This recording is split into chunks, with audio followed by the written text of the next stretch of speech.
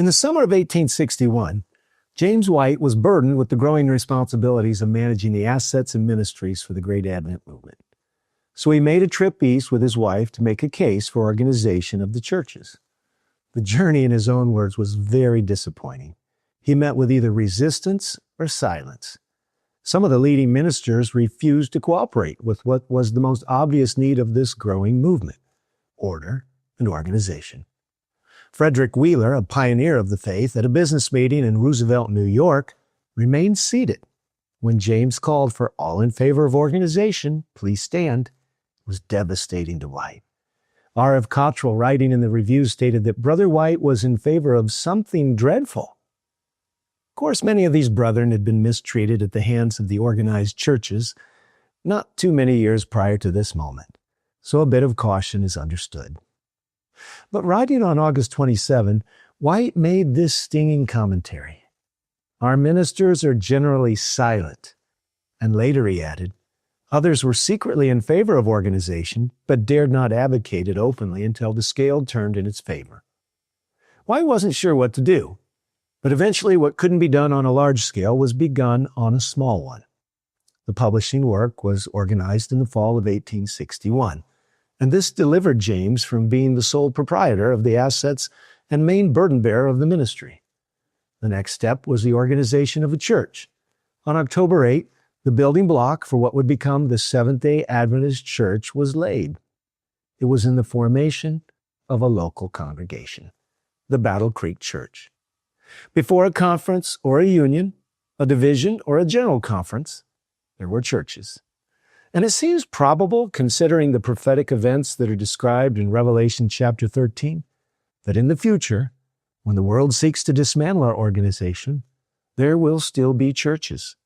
They may be meeting in orchards or caves or forest glens, but there will still be groups of people gathering, the smallest cell, you might say, of the Great Advent Movement. And yet, there is no organism or organization that's not ultimately built on the order of local congregations. A conference is a sisterhood of churches. And while we do not believe in the completely autonomous congregational model that has no concern for the larger work, we do believe in the authority, autonomy, and spirit-filled necessity of churches that are united and led by the Holy Spirit. Almost 6 months ago, a major wound was delivered to one of those leading Adventist churches, a vibrant congregation with an unusual degree of unity, liberality, and mission-mindedness. The leadership was trusted by the body and was working in conjunction with the local conference. The manifold blessings of the Lord were upon this group, and they were discovering ministries, rediscovering ministries, and expanding the work of God. A dispute arose over the treatment of one of the well-known members of this church. The church, even though alarmed and contesting the manner in which the member and his rights had been processed, complied with the conference directive and enforced the ban keeping the local member from preaching. The member was under no discipline, was also a local elder in regular standing, and was an ordained minister. He was kept from exercising rights and authorities conveyed by both the local church and the union upon his ordination to gospel ministry.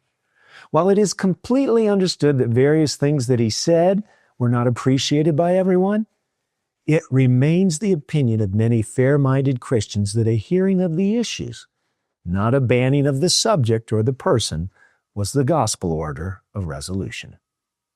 The matter was further complicated when some in leadership applied pressure to the local church to mimic the conference and discipline the member from leadership roles in the local congregation. Other ministries, it was stated, would not receive the cooperation on a conference level that was needed until local leadership understood the situation as conference leadership did. The senior pastor, understanding that this tactic would wound the church if brought into public view, worked prayerfully to keep the matter behind closed doors. Needless to say, when this became impossible, it met with strong disapproval from the local church, who could not see how the banning of one of its local members was related to its medical or educational ministries. Strong and direct objections were made to what appeared to almost all as undue pressure at best and administrative extortion at worst. The resulting strong disagreement behind closed doors led to the dismissal of the senior pastor, who was unwilling to surrender the civic and gospel order of discovery and due process in determining truth. The abruptness of the dismissal after 37 years of ministry, 11 of which had transpired at that local church, elicited objection by the vast majority of membership who gathered en masse to express their disapproval. They, like any family who watched the abuse of another family member, protested vociferously. Time is short. If we don't disentangle ourselves somehow from the state, expect to be thrown under the bus in the next pandemic again. We are sinning corporately, holding money above God and the people that He loves so dearly. It is very, very hard to be a cheerful and careful steward of God's tithe when we witness all the blatant apostasy around us that is tolerated, but then Village is hit with a lightning bolt of injustice for simply speaking the plain truth. This protest, poorly understood and rejected as illegitimate by some, has now been postured as rebellion or war against the conference-level leadership. Rebellion, however, would require the rejection of legitimate authority, which is at the very heart of the current discussion. Is the church a franchise of the administration or a sister in a sisterhood of family members? While we don't espouse congregationalism, nor do we embrace corporatism, many prayerful and thinking Christians are now reevaluating what is the proper trust-respect relationship between the conference and a local church. Is the local conference a franchise or a partner in an alliance?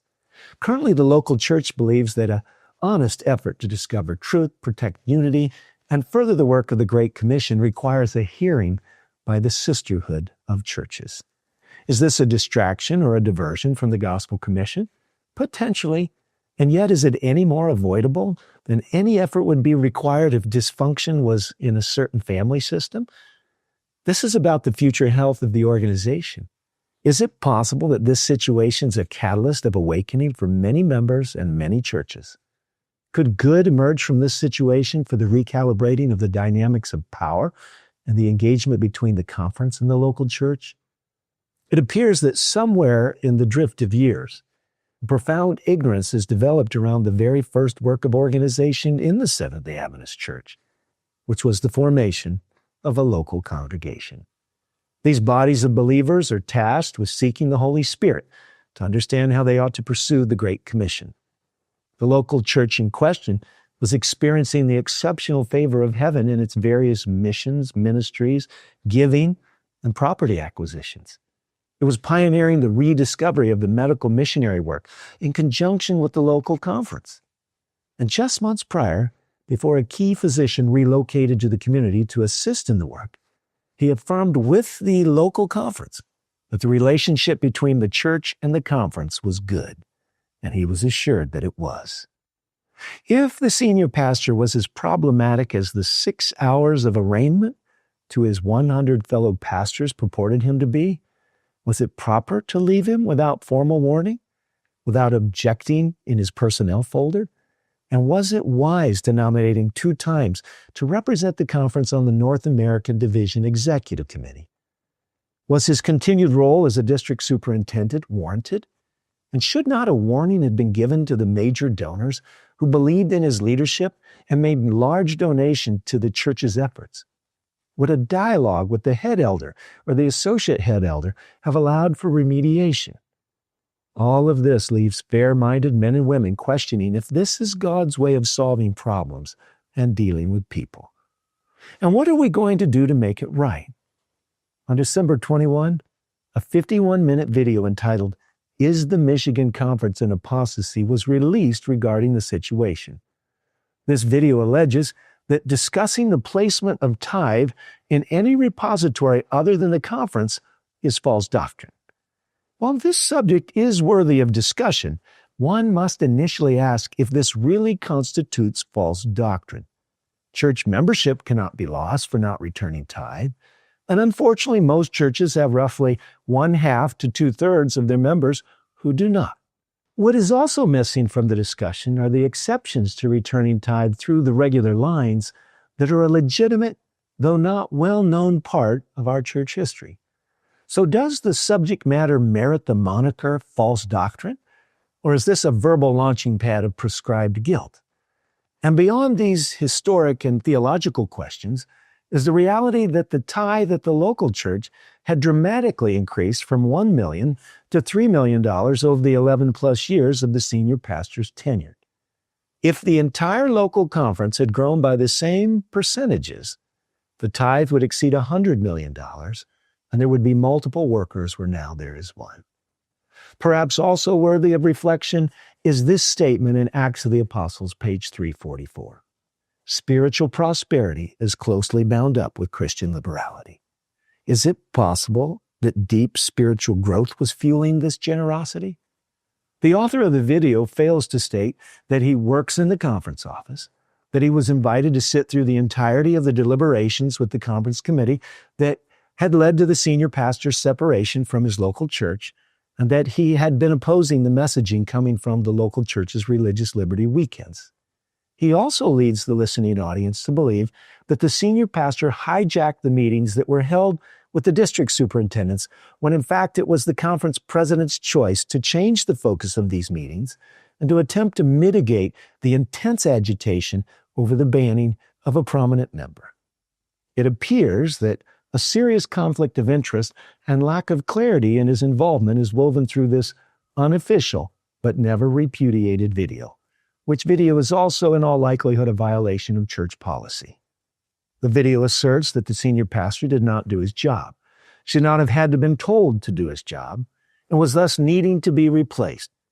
This unofficial narrative does seem to many to reflect the real reason that so much trauma has come upon this local church, even though these were not the reasons given in the beginning for the senior pastor's removal. And lastly, the video leaves a somber warning that, like Dudley Canright, the gifted and unsettled pastor friend of James and Ellen White, who eventually left the Adventist church, the pastor might be dangerously close to losing his way. A direct phone call to the so-called pastor friend in question before the video was released would have probably left a more heartfelt sense of appeal, as opposed to an appearance of administrative apologetics. The phone call would still be welcomed. The dismissal of the senior pastor was followed by what can only be described as the largest and longest personnel committee in the history of the Adventist Church, where for 6 hours on December 10 and for another 2 hours on January 28, extensive details and commentary were shared with pastors and wives, attempting to leave no doubt that appropriate and warranted steps had been taken in the removal of the pastor. Included in this session was the admonition to the hearers to share what they had heard. All of this leaves the concept of confidentiality, professionality, and basic Christianity gravely wounded. Many more details and dynamics have been, could be, and probably should be examined. The question at hand is this: is this the Bible method for the discovery of truth? Are these the methods that functional families or even successful organizations utilize to create healthy resolutions and cultures that win? Does utilizing at-will employment law, not the Bible, not the church manual, to bring a quick and decided end to employment, make for the best team building and strong and vibrant cultures, or the discovery of truth? Does truth matter? And is this why the Bible states that every man seems right until you examine all the evidence? The larger question at hand is, can a church that defines itself by the keeping of the law and the spirit of prophecy remain true if its methods stifle the prophetic voice and the role of their pastors? Does having ministers working under at-will employment law and culture negatively impact their prophetic role to speak up and disagree with the denomination? If so, what will we do to protect ourselves from ourselves? This may be our most important danger. Various organizations have whistleblower bylaws and policies. Are we immune to similar dynamics? Or does the church have an unwritten 29th fundamental belief in its own infallibility? So what is a local church? And what are the prerogatives and responsibilities that come with being part of a local church? What is a conference? And what does a conference president have by way of rights, roles, and responsibilities? How do we achieve accountability in a postmodern culture? Do we have enough resolve? Are we committed to the truth in all places, times, and circumstances? Do we have the courage to stand for the right though the heavens fall? And what about calling sin by its right name, even in the church, including the organization and the leaders' decisions? In the fall of 1862, 1 year after the organization of the first major church in Battle Creek, the Michigan Conference was formed. It was and remains a sisterhood of churches. In April of 1863, the conferences gathered together and formed the General Conference of Seventh-day Adventists. And here we are today. The question is, who are we and what are we becoming? How will we conduct ourselves? And what kind of legacy we will leave our children and the watching world? This depends primarily on the love and courage of the men and women who've devoted themselves to God. I encourage you to read from the Testimonies to Ministers in the chapters entitled Under Which Banner? And the Lord Has a Controversy with His People. Writing in the devotional From the Heart, Ellen White states that the Church of Christ, enfeebled and defective as she may appear, is the one object on earth in which He bestows, in a special sense, His love and regard. A very similar quotation in Testimonies to Ministers includes a prescription for the ongoing health of the church. On page 49, she states, "The church, enfeebled and defective, needing to be reproved, warned, and counseled, is the only object upon which Christ bestows His supreme regard." Who is to do this prophetic work? Is it a coincidence that the quotation is in Testimonies to Ministers and it calls for reproving, warning, and counseling, even the church? Perhaps this is a major part of the pastoral duties of ministers. And rather than excise the pastors who are doing it out of the church, we should listen, discuss, pray, and if necessary, humble ourselves in the sight of the Lord. History shows us that Ellen White spent the first years of her ministry building up the institution we so love, and so much of the last protecting the church from its own organization. Perhaps there's nothing new under the sun. In her day, as in ours, we echo the words of Paul, writing to the Galatians, "Have I become your enemy for telling you the truth?" May God help us all to do justly, love mercy, and walk humbly as we face ourselves and the future. May self-interest not smother deep convictions of the soul. May our ministers have convictions and live them out, no matter what the circumstances. May our church return to its pursuit of truth for all, in all circumstances, and may God strengthen us for what is coming. If we go forward unwilling to pay the price of honest discussions and honest dealing, enfeebled and defective we will remain. On the other hand, truth, kindness, and commitment will do for the world church what it did for the village church. Make a congregation like an army, terrible and with banners. The choice is ours. Lead on, O King eternal.